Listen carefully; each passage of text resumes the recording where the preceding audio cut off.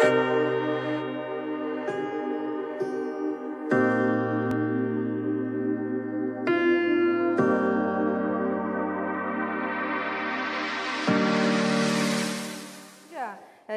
Feldmann is already waiting for us with his talk 12 rules to make your test better. Sebastian, do you hear us well?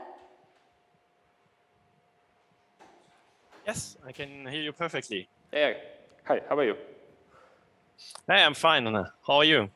Great, great. It's such a sunny weather here in Uzgrad. What about you?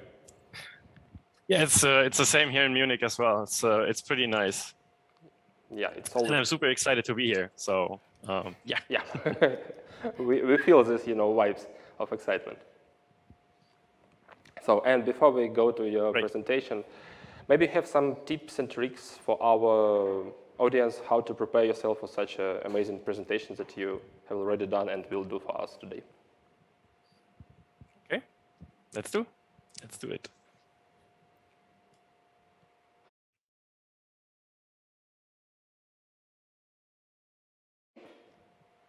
Yes, I am. Yeah. Should we go? Yeah, giving the floor to you. Welcome. Yeah, so welcome everybody. 12 rules for better tests. So everybody tells us we should test our software, but nobody is really telling us that it's actually pretty hard to do that.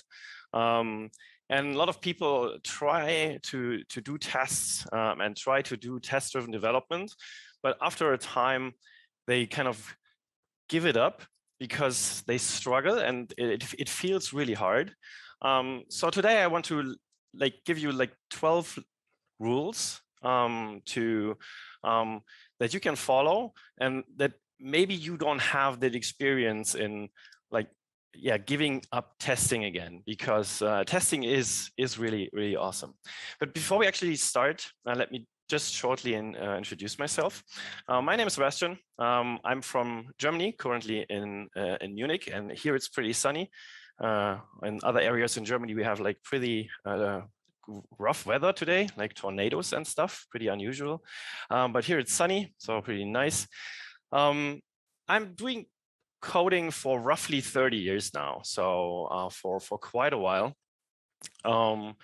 And PHP in general for over 20 years now. So again, quite a while. I'm doing a little bit of open source on the side. I have two side projects that I'm doing called CaptainHook and PHPBU. If you want to know more about that stuff, just check out my GitHub stuff. And just like everybody else, I'm saying stupid stuff on the internet. And if you care about something like that, you can, of course, follow me on Twitter. But we're not here to talk about me. We're here to talk about tests. And so, and even in the beginning, I have to clarify some things. So we are actually not talking about rules. We are talking about, it's more trade-offs. And I know that's kind of a little bit of disappointing, but if you want to talk at conferences, you have to pick catchy names for your talks, and trade-offs doesn't sound as well as rules. So, but hopefully they will be useful to you anyway. So let's talk about the first one. And the first one is your tests should really be behavior focused. So what does that mean?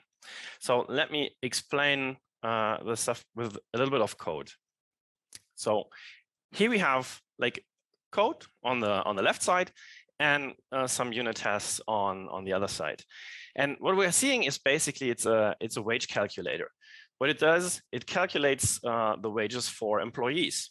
And of course, this has a calculate wage function, and it's pretty simple. It takes the hours worked and the hourly rate that somebody is getting paid, and is calculating the final wage. There's a small specialty about it, and it's on December, their employees get a small Xmas bonus, like a Christmas bonus. So this is happening over here. So this is our wage calculator. And of course, on the right side, we have the unit test. And the unit test is making sure that the right wage is calculated, that the right wage is calculated in December. And then there's a subtle specialty in the code that if you already like earn a good salary, it will not like double your wage. It will cap it. Because you already earn a pretty huge amount. So that's basically handled over here, the test. And if we run the tests, just run the tests, and yay, it works. So that's good. And now let's like come back to what I said earlier. Your tests should be behavior focused. That means if you should really look for the behavior of your software. What should your software do? So let's say we change some behavior of our application. We say we change the way our Christmas bonus is calculated. So we would change the number 30 here to 40. And then we would run our unit tests again, and then they will fail. That means we're not really looking for these method to unit test mapping. So not every method will have a unit test. Sometimes they will have, sometimes they won't. But we are looking for, okay, what does our software actually do? And then try to test that. And really recognize if we change the behavior, your unit tests should like fail in the beginning. So you have to update your unit tests if you change your behavior. And the second rule will make it even a little bit more clear, because your tests should be structure insensitive. And let's go back to the code. So structure insensitive, what does it actually mean? So let's say we introduce a logger into our application. And our software developers, they want to know, okay, here we need some logging, because if something crazy happens, we need to know about it, and we want to check the logs. And that's immediately introduces some like challenges, because now we have to use the logger during our tests as well.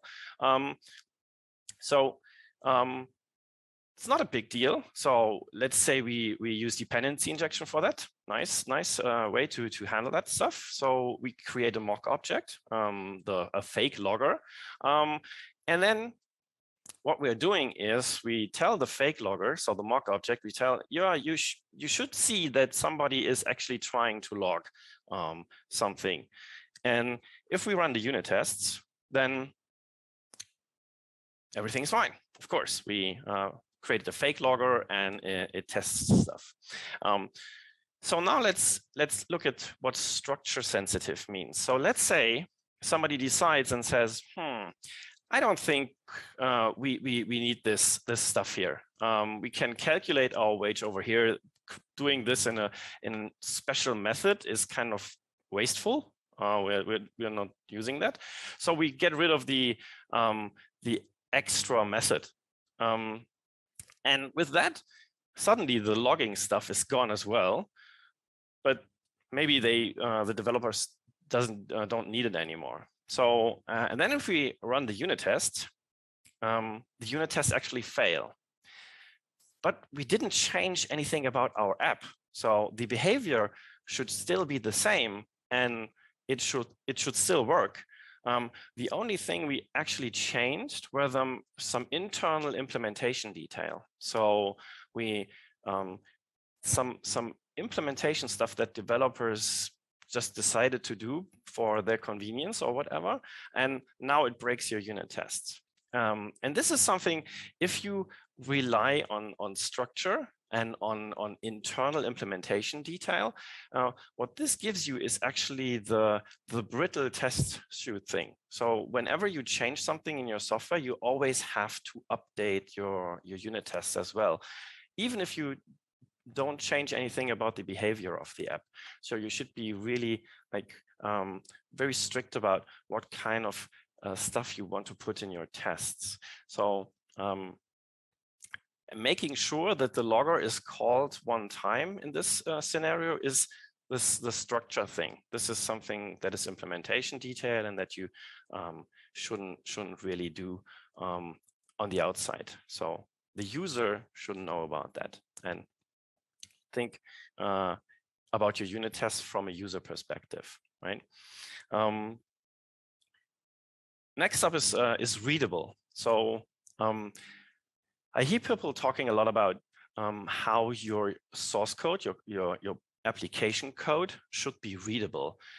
We should write readable code so we can maintain it, we can build new features on it, and we should write clean code and all that kind of stuff. But when it comes to tests, all those things got thrown out of the window, and like people are like copy and pasting like crazy and like writing like really ugly test code. And just as an example, so when we are going back to the wage calculator here, and so we are just using like numbers here, and what we can do here is we can actually we can clean this up and create constants for our unit tests as well. And we can start not using numbers everywhere and just explain what the numbers are, give names to the numbers, and actually write them down. But there's a small caveat to that. So especially if you're using constants, just if you are having like different constants for your unit tests and your application code, sometimes they diverge a little bit. And then you always have to remember, if you change the default hours in your application, you also have to change them in your unit test. But that also means like creating like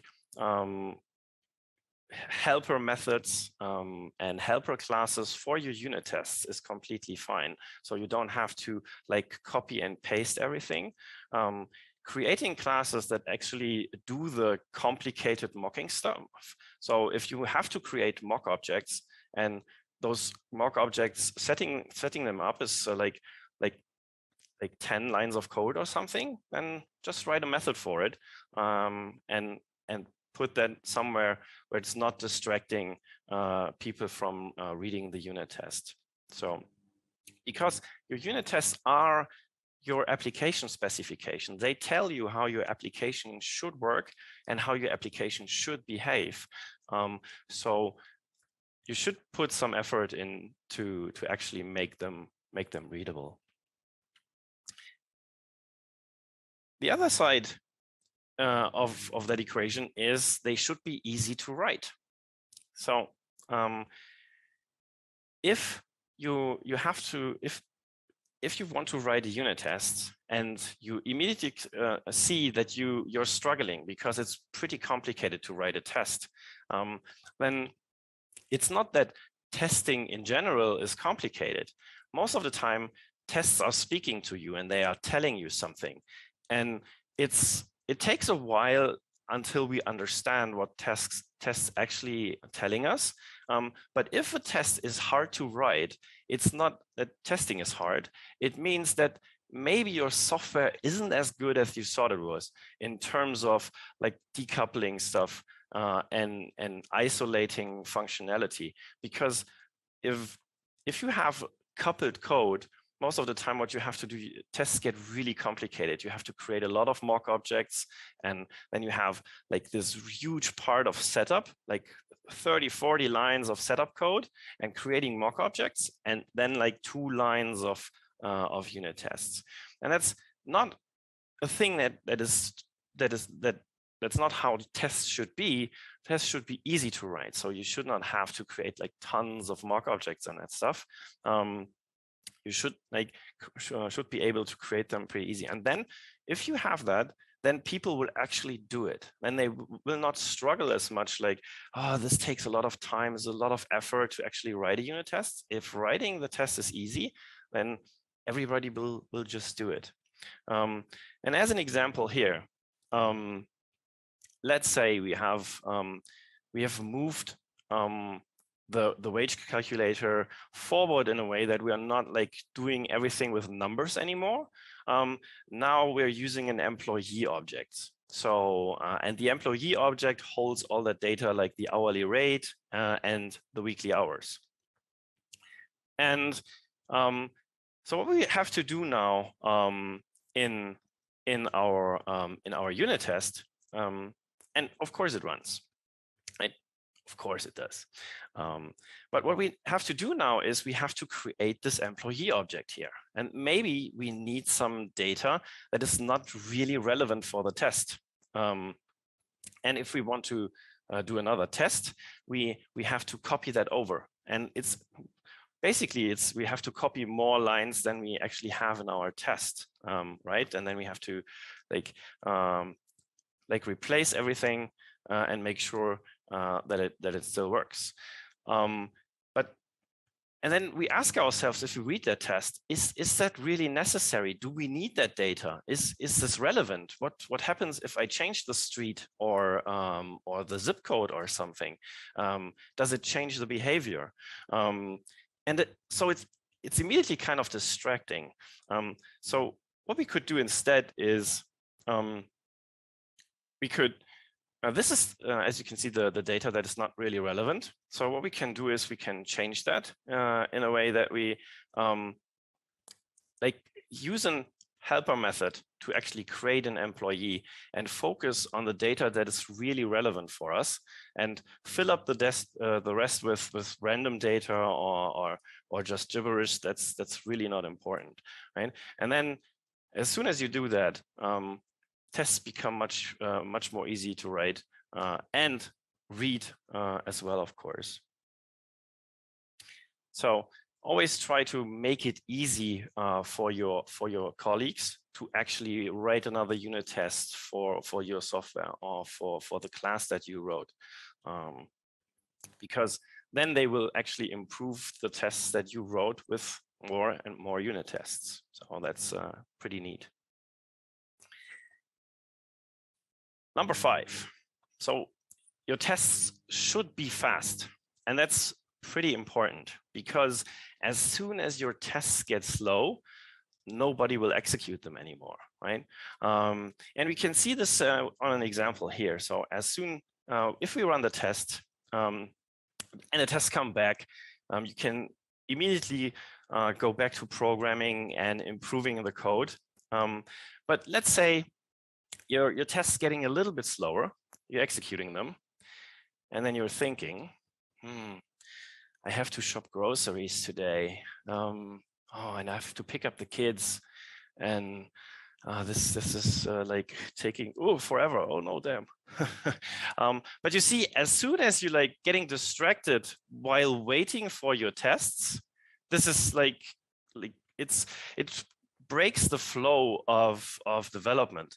It takes so much time to actually stay focused and to actually get the benefit of like writing code, executing to test, and getting feedback is so important that you should really try to keep your unit tests fast. That's really important.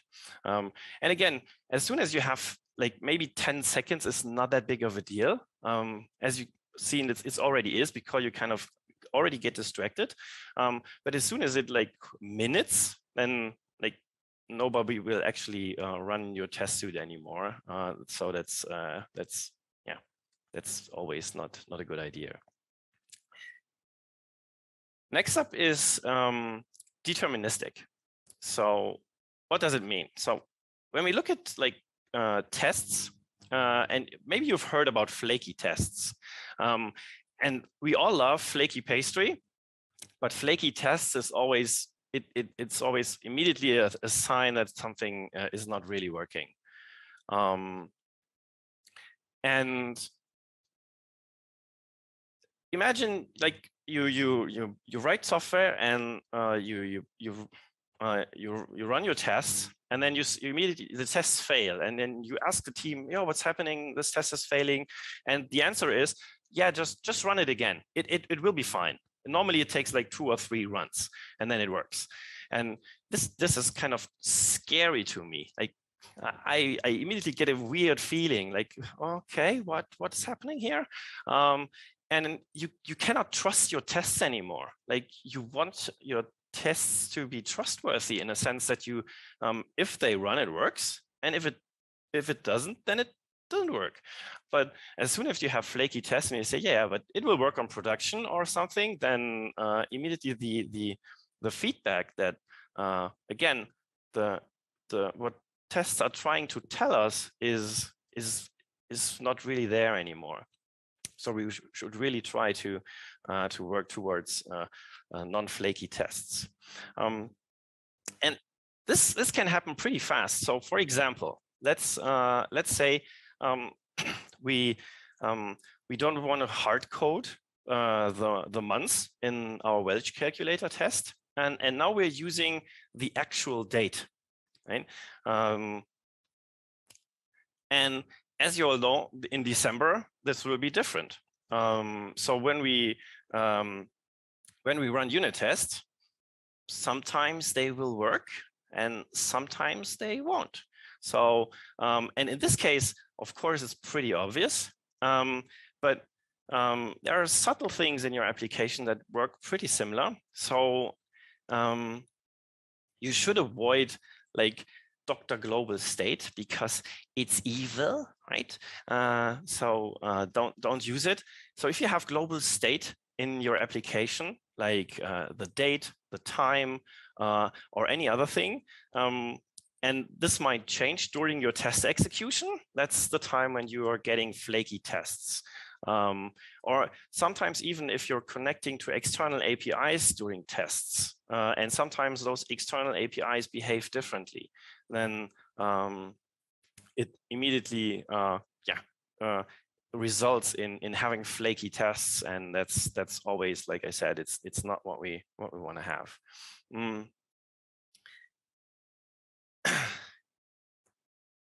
Number 7. So tests should be automated, because we all are like nice and good developers, and we always, of course, we execute our unit tests, but sometimes we just don't. So yeah, I just changed that line. It will not have any effect. It will just work. It will be fine, right? And you don't execute the unit test. You just commit and push, and everything will be fine. And then, of course, it crashes. Right?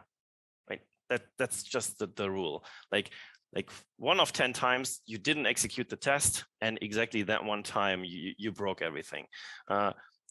Happens to me basically all the time. So that's why you should have automated tests, and they should run automatically somewhere in the background. Whenever you like change something on the software, your tests should execute somewhere in the background.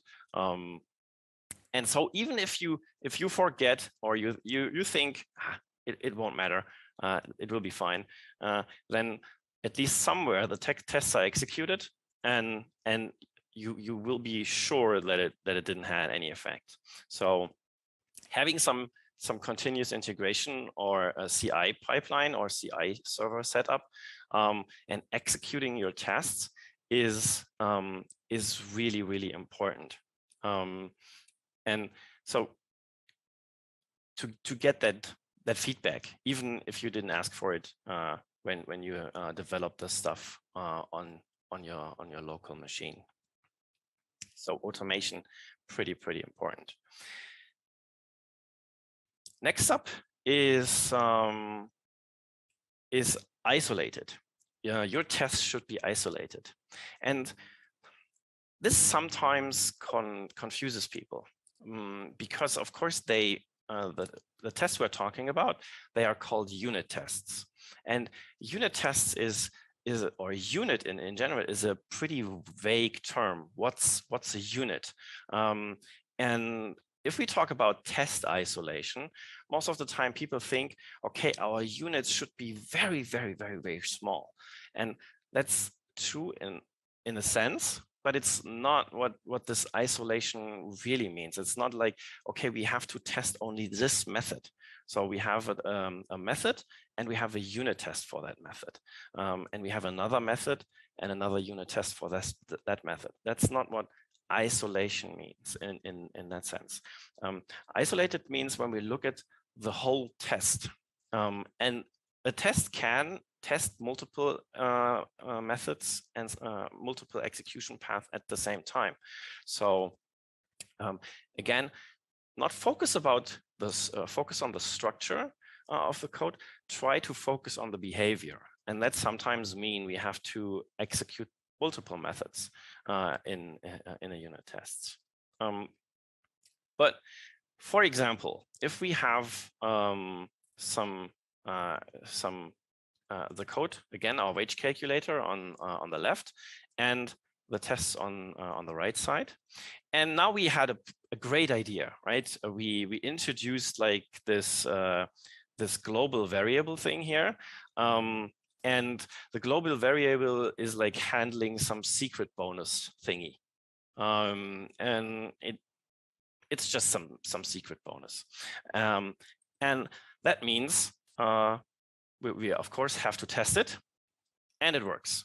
Perfect. So secret bonus still working, and we can pay out secret bonuses to our employees. But what we actually did now is we broke the isolation of our tests, because for unit tests, it shouldn't matter in which order we execute them. So we have on the right side, we have two unit tests. We're testing the wage of Sebastian, and we're testing the wage of Joshua.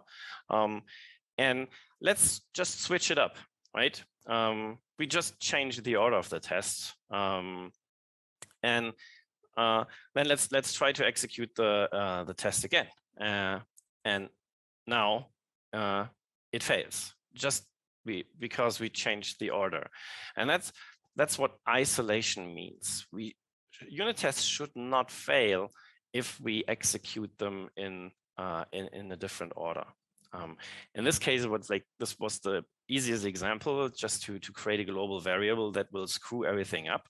But sometimes that's happening a little more subtle in the depth of your application. So you should be like aware of if changing the order will actually mess up your unit test execution. So a good rule is if you change things during a unit test, you have to make sure that you clean them up afterwards. So if you set up a specific state in the application and then execute the unit test, just make sure that you clean it up and remove the changes you were doing to that test. So the next unit test can actually again start with a clean system. So, but of course, unit tests should also make sure that when they start, that everything is in a specific state. So you always have to do a trade-off between, okay, do we do it on the start of a unit test, or are we cleaning up at the end, or are we actually doing it both for every unit test, so start and end? And again, then unit tests become pretty hard to write. So whenever you can, try to build your software in a way that you don't have to worry about like the order of your unit tests, and that you can like test your application in isolation. And that makes it much easier to write isolated unit tests as well. So really, like, sometimes you think, okay, when will this order change, right? Sometimes a developer just like is not adding a unit test at the end of the file. It just adds like a test method right in the middle of a file or something. And sometimes that already screws up the test execution. So don't really try to do that. Okay. Number 9. So your tests should be composable. And this has nothing to do with composer. What it means is if you have a software, normally it's getting pretty like complicated pretty fast. Like you have to make decisions, and there are a lot of different parts involved in your application that actually execute stuff. And if you want to test every possible way through your application, this is getting really, really hard. So if we look at a matrix and say, okay, we have to test A with X, we have to test A with Y, and we have to test A with Z. And of course, we have to test B with X, and B with Y, and B with Z. And then again, C with X, C with Y, C with Z. So as soon as you have like an application where you have different possibilities happening all the time, then you have to write a lot of unit tests. And of course, whenever we can, we try to write software in a way so that we have to write less unit tests. So I really like unit tests for what they are giving me. I don't like writing them. I actually really don't like writing unit tests. So I'm really trying to make my software, or to build my software in a way that I have to write as few unit tests as possible. And making them composable is really helping me here. So and what we're doing to make them composable is really to focus on very specific things and doing this separation of concern stuff. So when we talk about like the employee object that we had, so we have to create the employee object. We have the weekly hour and the hourly rate methods, and of course on the right side we have to set up the employee the right way. And now we could say, okay, now we have to test every part of our wage calculator with every part of our employee. So this is what I mean with like test A with B, and A with X, A with Y, and A with Z. But if we test our employee and make sure that our employee works, right? And everything that our employee provides to the outside is working. And we make sure that our wage calculator is working in a way that everything that the wage calculator can do works. Then we don't have to combine every possibility. We don't have to test every possibility because the possibilities are tested anyway, but separately. Right? They are tested in an employee test, and they are tested in the wage calculator test. So this is what makes integration tests really, really hard, because then you do not have this composability. When you're doing integration tests or like application really end-to-end tests, what you're doing, you're testing the software from the outside, and you're testing every possible decision, right, at the same time, because you run your complete application.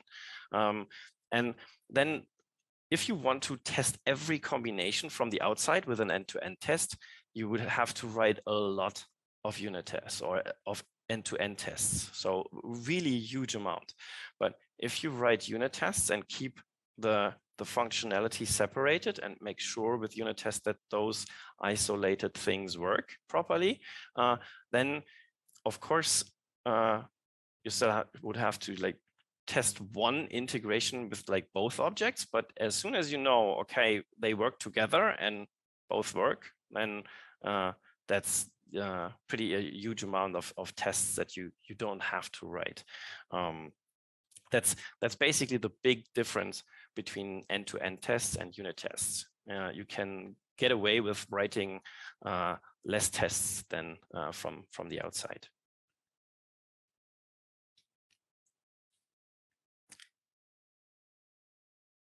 Then your tests should be specific. And what does it mean? It's not that it means they should be specific in numbers or anything. They should be specific in a sense that if a unit test fails, it should be clear to you where the problem is in your application.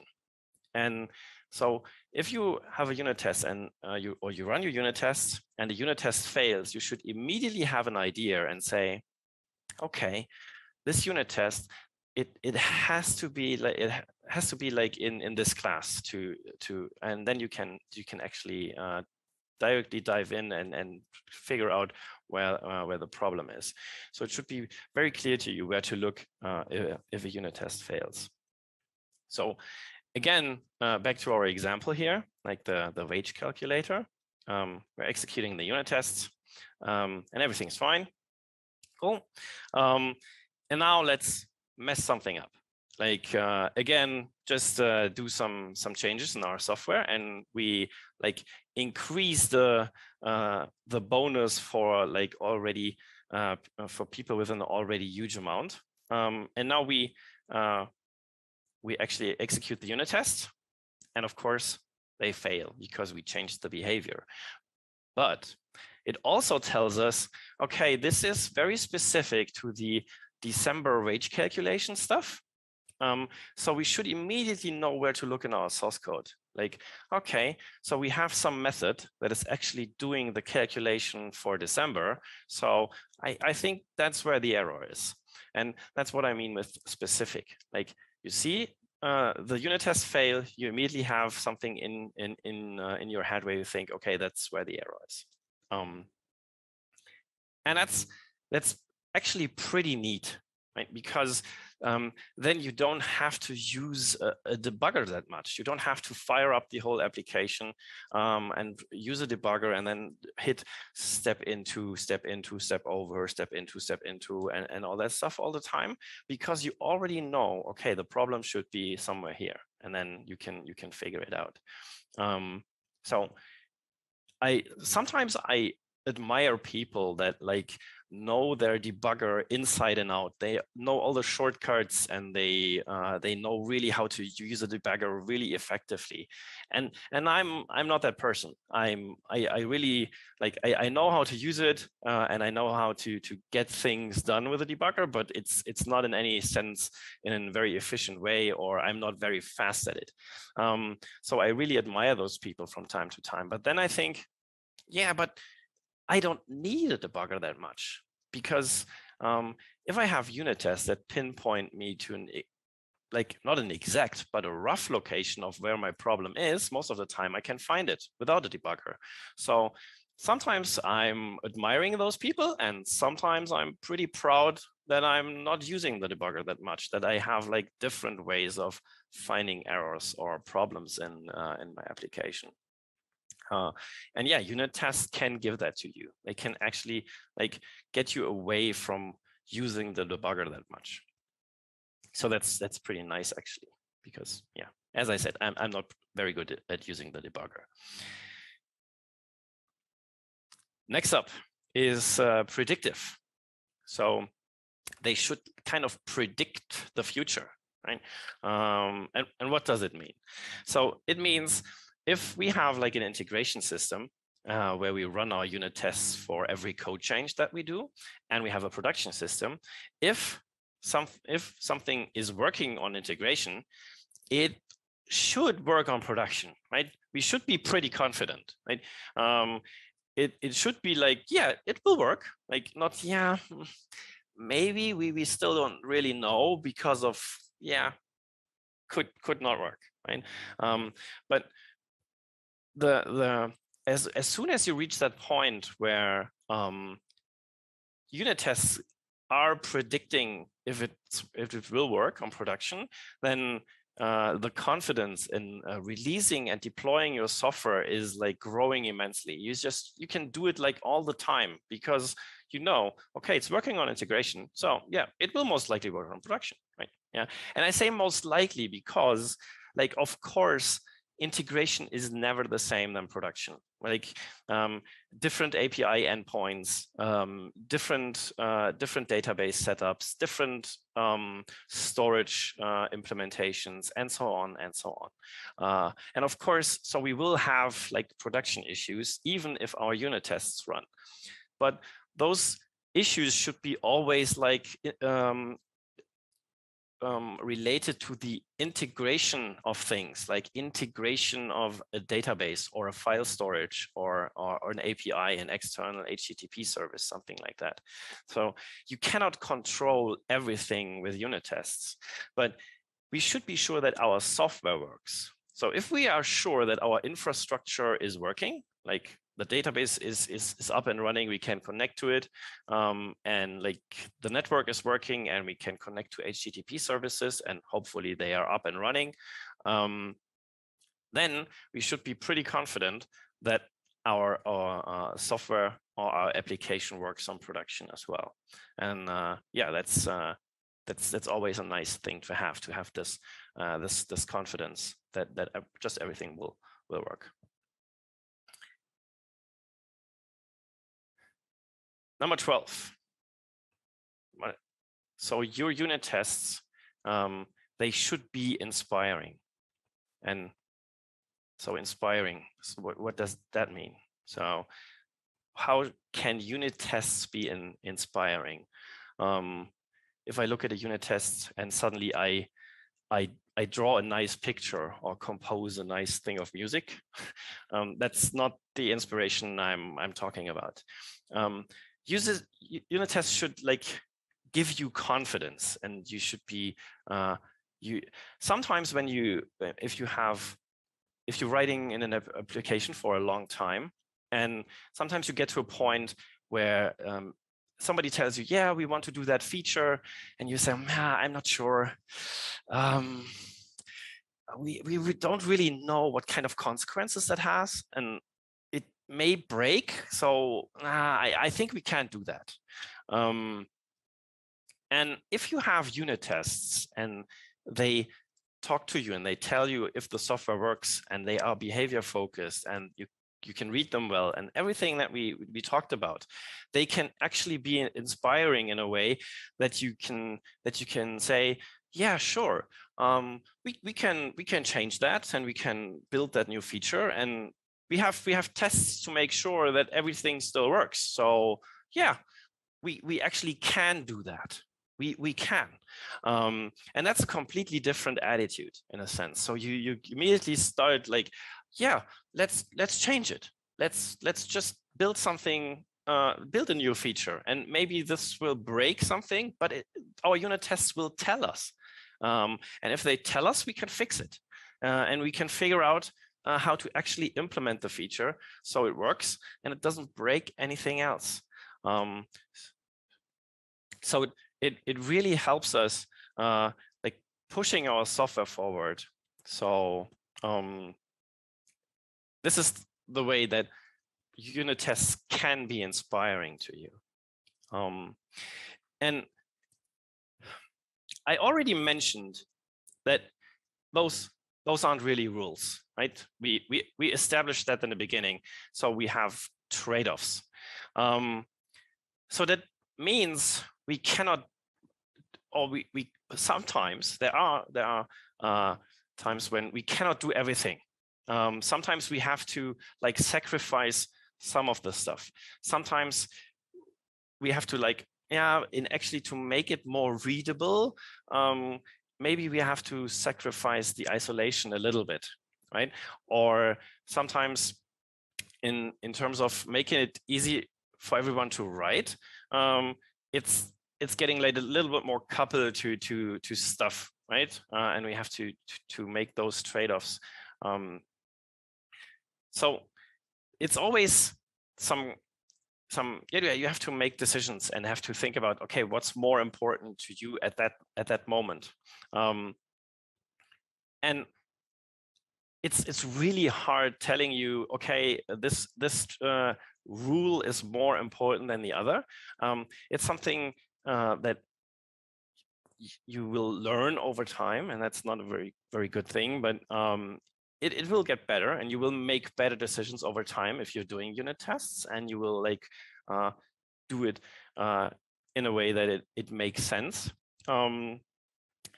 But it takes some time to get use of everything, and sometimes you have to do mistakes to actually understand what that rule or that trade-off is giving you in return. But it's worth it. Like if you get to this inspiring point, right? It's really powerful. And the thing is, tests are actually talking to you all the time. And they are telling you something. Tests are it's not that the tests are telling me that the software works. Tests tell you a lot more than that. They are telling you, is my code decoupled? Do I have like good feature isolation? Is my software composable in a sense that I can reuse specific stuff in different places? And as soon as testing is getting hard, it's like tests are like screaming at you and telling you, you are doing something wrong. Like, listen to me, right? You should change your software, because like testing shouldn't be that complicated. Testing should be easy. All we as developers have to do is like listen to the tests and hear them scream, and understand what they're telling us, and changing our software accordingly, right? And this will most of the time result in us building better applications and building more robust systems, and we can release software faster, we can build features faster, and all that stuff. And that's basically all I had. So thank you for having me. And I think we will answer some questions now, right? Yeah. Before we jump into this section, Sebastian, really thank you for such an amazing topic and such amazing you today. And thank you for your contribution to this event. We really appreciate your support. And before we jump in... Yeah, my pleasure. Yeah. Have you been in Ukraine before? Yes. Oh. I've been in Odessa, I think, a year before the pandemic hit. Oh. And as soon as I think Anna was actually was contacting me, and I was super excited to go back to Ukraine. And I think we don't have to talk about all that stuff that's happening right now. It's really a bummer. It's really horrible. Better we don't talk about it. Yeah. And so I'm super happy to be here and be part of this. It's so awesome. Yeah, we're also really excited, and we hope that after our victory, you will come back to see us once again, and come back to Kharkiv to see our different and picturesque places.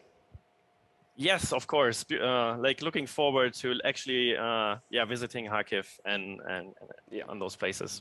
Yeah, on NIX Multi Conf number 6, it will be really great to have you like offline to talk to you, to speak to. Again, would be my pleasure and my honor to do that.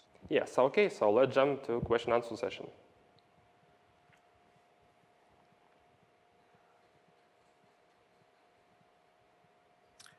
So, so the first question was, what are the most interesting projects you've been involved in? Oh, so this is basically how I choose jobs. So they should have like an interesting software to build, an interesting problem to solve. So at some point, all of them are interesting. I'm currently working at a pretty big company that has like really big scaling problems. So we have a lot of users and a lot of machines that actually trying to provide those users with a software or with a website and an application. So that's, for me, that's kind of interesting. That's like building something that is used by thousands or millions of users. That's really exciting for me. So yeah, I would say that's it. Second question was, what are the best rules to use for testing microservices? So testing microservices is, again, if you're, and it depends. It always does. And if your microservice is just a simple CRUD microservice, in a sense that I do create, update, delete operations on some things, I just read data, write data, and stuff like that, and you don't perform a lot of business logic, then maybe you can get away with like doing end-to-end tests only, like just calling the API and just seeing if it returns the right results. And as long as you cover all the like endpoints that the microservice provides, then maybe you're fine. But as soon as your microservice becomes more intelligent, like and does make its own decisions and executes business logic, then of course this business logic has to be tested. And it's much easier to test that business logic on a unit test level than testing it on an end-to-end, really calling the API endpoints kind of way. And so as soon as like software becomes complicated, and it becomes complicated pretty much as soon as we're like doing a lot of decisions and trying to change data and sort it and make stuff like that, those stuff has to be tested, and it's much easier to test that stuff on the unit level. As soon as you have like raw data, as soon as you have to parse like JSON or XML or whatever you're using for your microservice, it becomes more time consuming, it becomes slow. And again, as soon as you have to do the end-to-end stuff, it always is getting slower. Like your tests will take longer and you will have to wait longer for the feedback. And as I mentioned, this feedback is pretty important. We want to listen to the unit test or to the tests in general. But the conversation you can have with unit tests is like talking to a person in front of you. The conversation you're having with like end-to-end tests or integration tests is like, if I'm generous, it's like a instant messaging, right? But that's pretty generous. I would actually say it's more like putting a letter into the mail, sending it off, and waiting for a response letter that reaches me. So that's a completely different conversation you are having with that kind of tests. But again, if your microservice is pretty simple and doesn't do a lot of business logic, it's totally fine to send a letter and wait for the response. It's totally fine. So next questions. What to do if the tests are running for a long time and it's very difficult to rewrite the code? Can this be improved somehow? And that's basically something we all struggle. Like I work at a company, our software is sometimes 15 or 20 years old. And I wasn't at the company at that time. So I can always say, yeah, it's not my code. So somebody stupid wrote that, and that's just wrong. So very smart people wrote that code at the time, but it was never meant to run at that scale as it runs today, right? We could never expect that what millions of users will use that application, and it wouldn't be like, it wouldn't make sense to create an application at that when you start an application to think about how it works if we use 1 million, if we have 1 million users.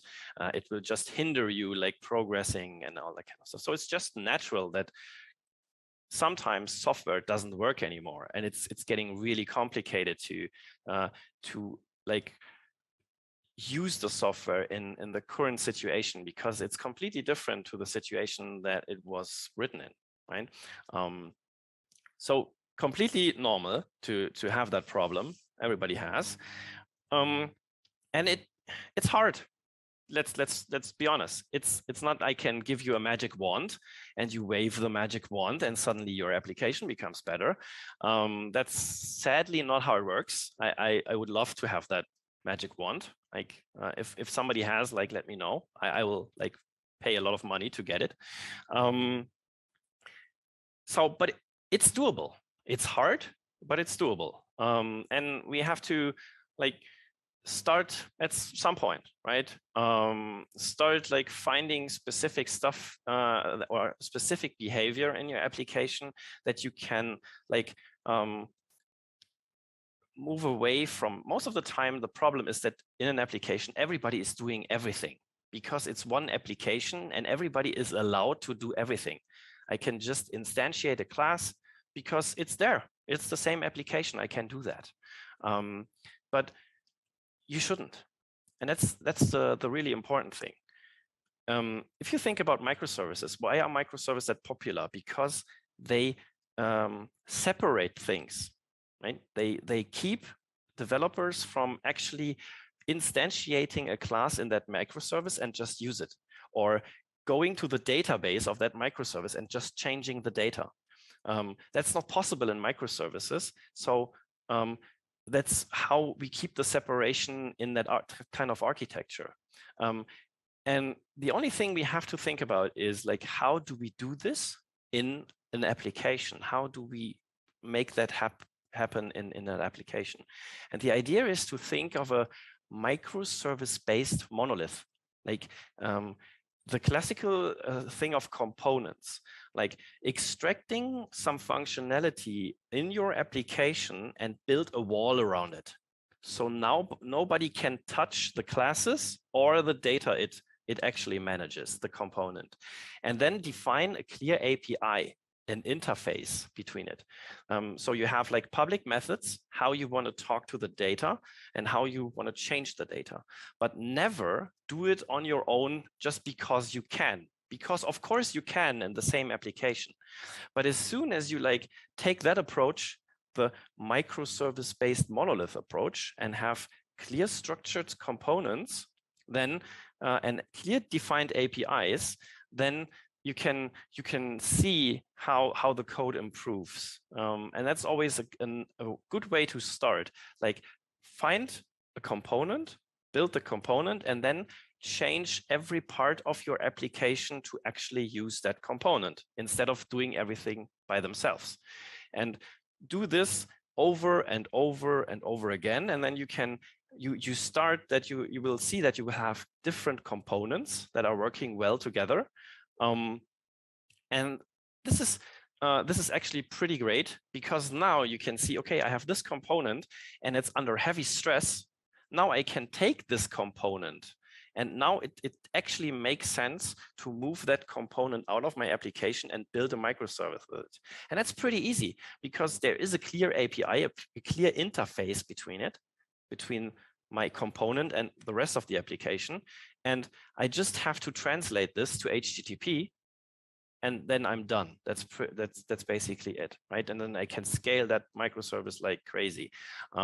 But it's always a good start to do this in your application, in a sense that I build components, I build clear API for those components, and then as soon as everything is using the component, I can make different decisions and I can decide what I want to do with that component. Keep it in the monolith, or maybe build a service with it. But I'm always happy if I can keep it in a monolith and don't have to create like multiple tons of services to think about it.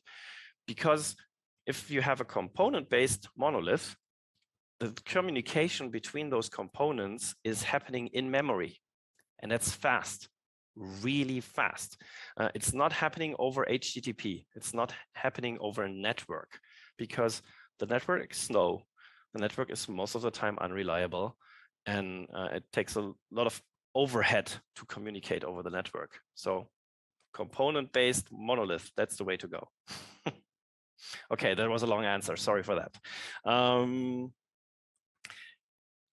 How to learn to follow all the rules, and what books do you recommend to read?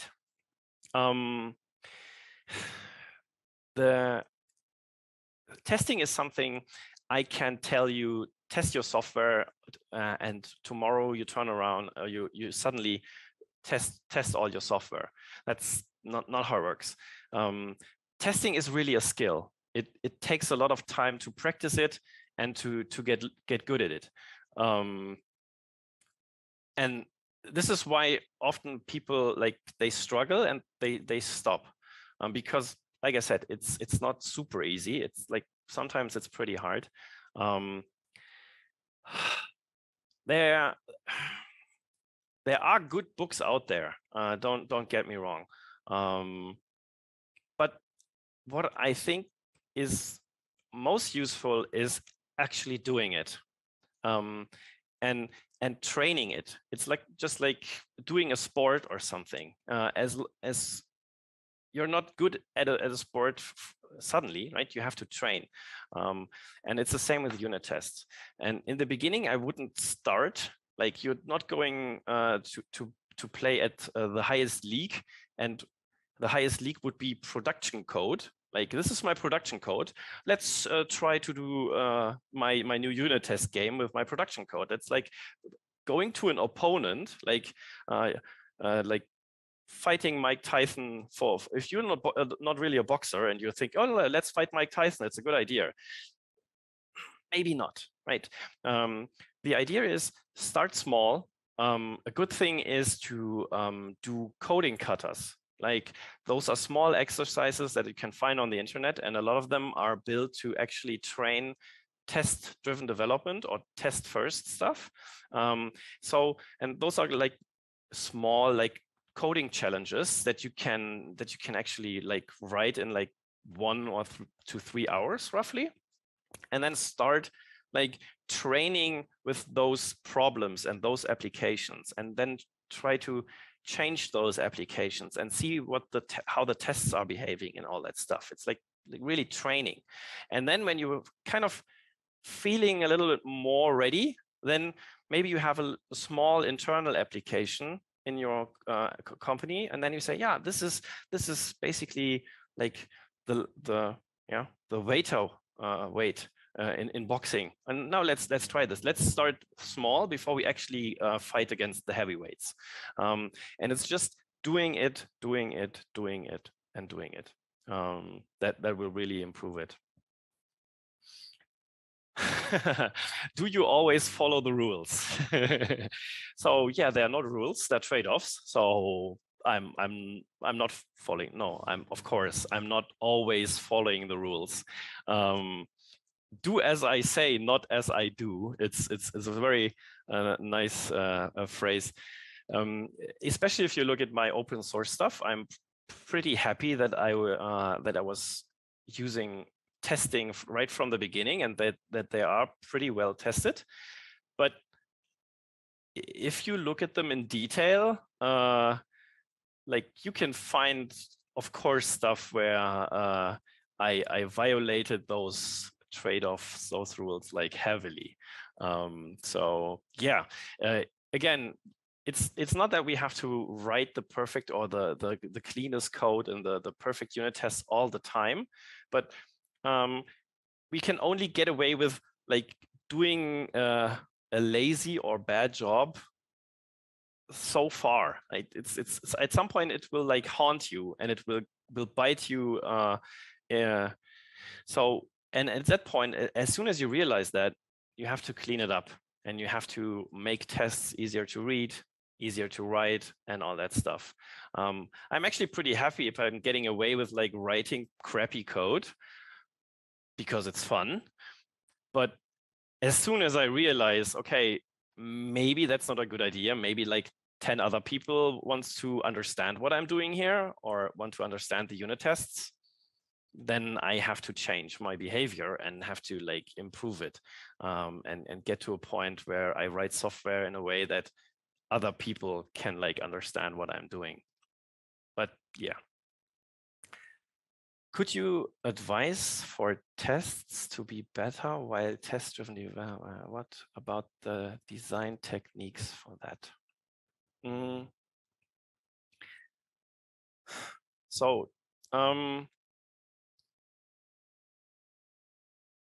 test-driven development is a really nice approach. And again, it's not right. It's not how we usually develop. It's not like when we learn to code, it's not that we learn it with unit tests and learn to write unit tests. If nowadays kids are doing that, that's awesome. I certainly didn't learn it that way. So writing code and writing test-driven code is a completely different approach. So this is like, again, something you have to train a lot. It's not that important that from the design or the design techniques. The thing is, what test-driven development forces you to do is think about how people use your software. And people could be users outside, or it could be like your colleague next to you. And this is the basic approach in the sense of, okay, think about how you want this piece of code to be used and make it as nice as you can for people to use. And then actually like start thinking about the actual architecture, how you want to, but if you're doing test-driven development, the architecture most of the time evolves kind of magically, and it's kind of difficult to explain it. You have to experience that for yourself at some point. But the important thing is that all the user interaction should be clear up front. So what is this actually doing? And then you can actually start doing that. We as developers, at least I do that. Immediately, if somebody tells me I have this problem, please solve it, my brain is firing and I say, yeah, I know how to implement that. And I write code that actually kind of does what it should do. But then if I want to actually make it available for the person to use, then it's kind of getting messy because like I thought, okay, you want to do it that way? That's not really supported in my software. But if you do it like, if you call it like this, and then you call this method, and then you call this method, then it's okay for you. Then it will work for you. And sometimes you have to do messy things then from the user side. And if you're doing it test-driven, it means thinking about that first. Like think how your users will interact with your software, and then like actually try to build around that. And most of the time, this will give you like pretty nice applications that are pretty nice to use. And even if you think about like APIs, like API design, it's basically the same thing. Just talk about what kind of data you want to push to the API or what kind of data you want to receive from the API, and then build the application. It's basically the same thing. It's like you write the test that, okay, please give me that data in that structure, and then you will actually receive it. And if that's exactly what, for example, the front-end API, some JavaScript framework needs, then the conversation is pretty nice. As if you do it the other way around, sometimes it's getting pretty hard. Hope that kind of answered the question. Sebastian, thank you very much for all this information and useful tips and tricks. And once again, thank you for contribution to this event. And I hope to see you next time in Kharkiv. And please, if you find that magic wand, bring it with you. Yes. Yeah, it will be really great. My pleasure. Hope to see you next year in person. And yeah, stay safe. Yeah. And thank you very much. Yeah, see you. Thank you. Yeah, bye-bye. Goodbye.